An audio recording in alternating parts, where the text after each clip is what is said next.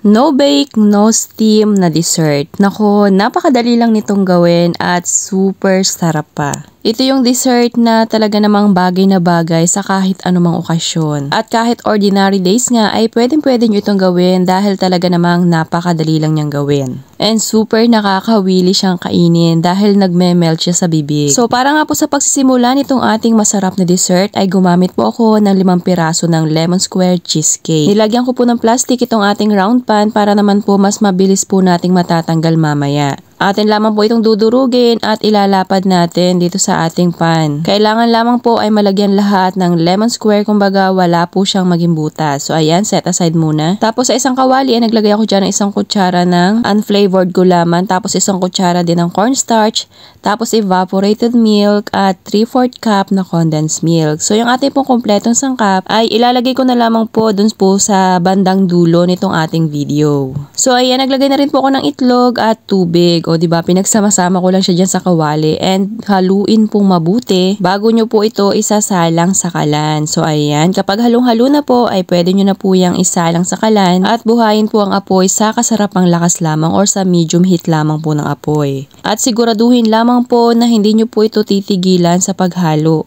para maiwasan yung pamumuo sa ilalim, and tsaka syempre mas maganda talaga na haluing mabuti para po maging smooth or pantay yung pagkakalapot nitong ating mixture. At this point po ay lumalapot na siya pero hindi pa po ito yung hinahanap nating lapot.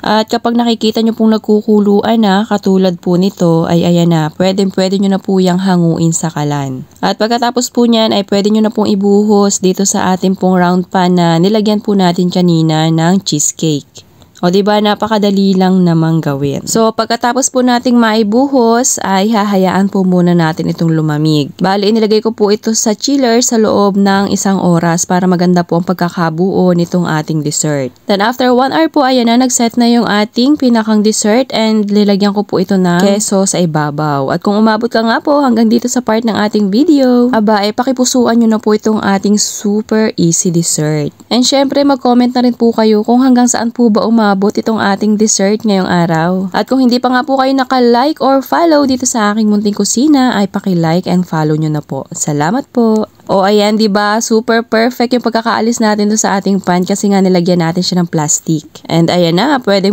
nyo na po yung tikman. Alam nyo guys, yung naging lasa po nitong ating dessert ay super sarap. Wala pong halong biro yan. Dahil alam naman po natin yung cake base na ginawa kong pinakang ilalim niya is lemon square. Napakasarap naman talaga. Tapos dinagdagan pa nga nitong parang pinakang milk pudding natin. Ako, para ka po ditong kumakain ng leche flan na dinagdagan nga nung pinakang cheese cake sa ilalim tapos may keso pa.